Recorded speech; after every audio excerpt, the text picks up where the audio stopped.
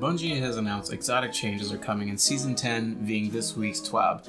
Izanagis is getting a slight change, more on that later. The last word is getting absolutely railed, and the Lord of Wolves will be receiving a nerf as well. Not as serious as the last word, but it is very significant. So without further delay, let's get in and talk about it.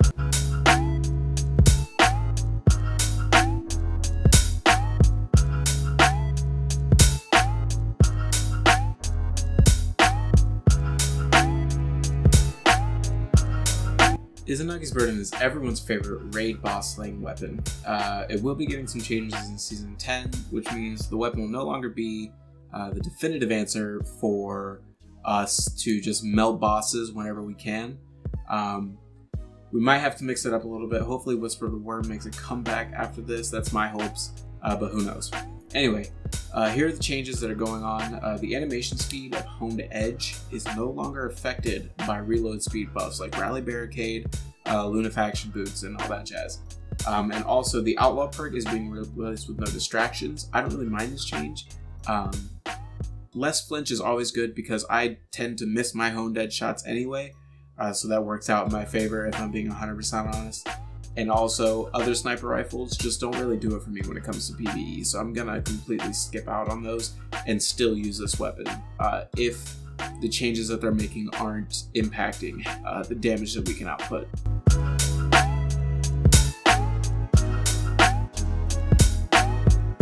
Next up on the chopping block is the last word, a hand cannon that has been coveted by many Guardians. And to be honest, this nerf to this weapon solidifies the return of Trials in my opinion. A weapon as strong as the last word, taking this big of a hit has to mean something significant if you ask me. Here's Bungie's reason as to why they're nerfing the weapon and the changes that they are making to it. So here's what they had to say. When reintroduced in Season of the Forge, the last word became quite dominant due to his extremely forgiving maximum time to kill, or TTK.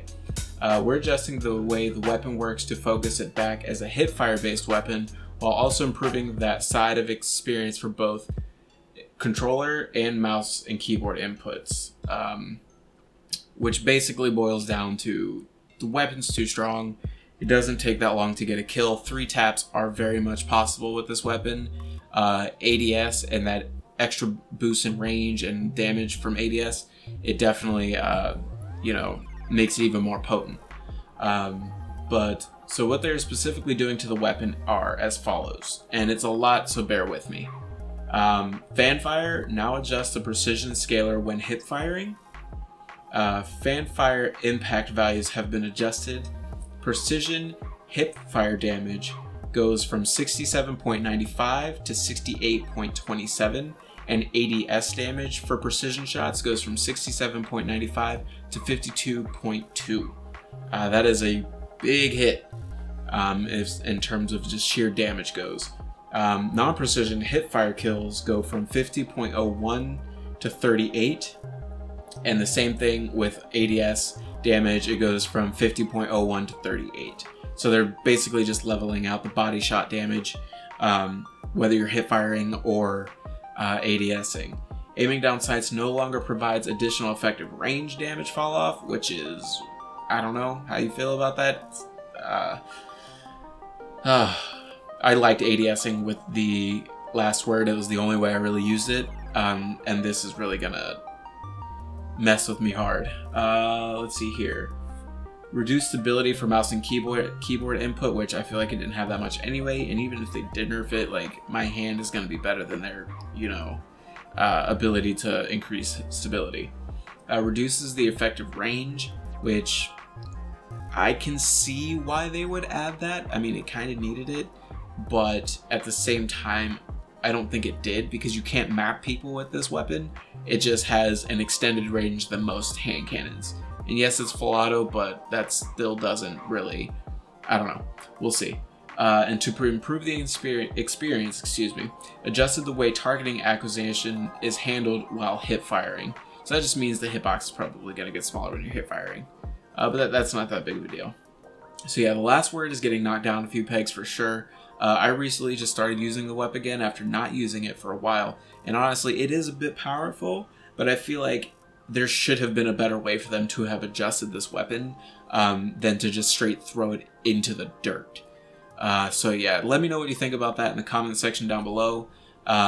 If you use the last word, if it's like one of your go-to weapons, let me know, because this is definitely gonna change that.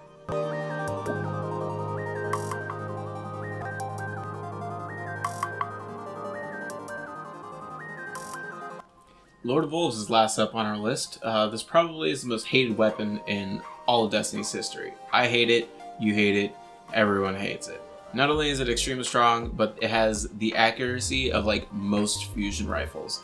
The only real major change coming to this weapon, which thank Bunjesus it's finally happening, is Release the Wolves causes a significant drop in the weapon's overall accuracy, which is so nice. I was so tired of jumping around corners or just jumping in general and getting sprayed down by someone with a shotgun who wasn't even looking at me. So this is a very welcome change in my opinion. I never use it. I have friends who do use it and they are just super toxic with it, but that is besides the point. Nerf, nerf, nerf. I'm 100% behind this one. You got the Mojo seal of approval, Bungie. Thank you.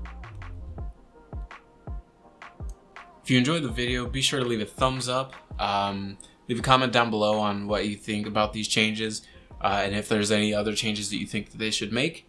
In the wake of Trials, you know, circulating around the rumor pool that it should be coming out. But don't forget to subscribe. Follow me over on Twitch at Mojoey. Follow me on Twitter at Mojoey Gaming, and follow me on Instagram at Mojoey Gaming.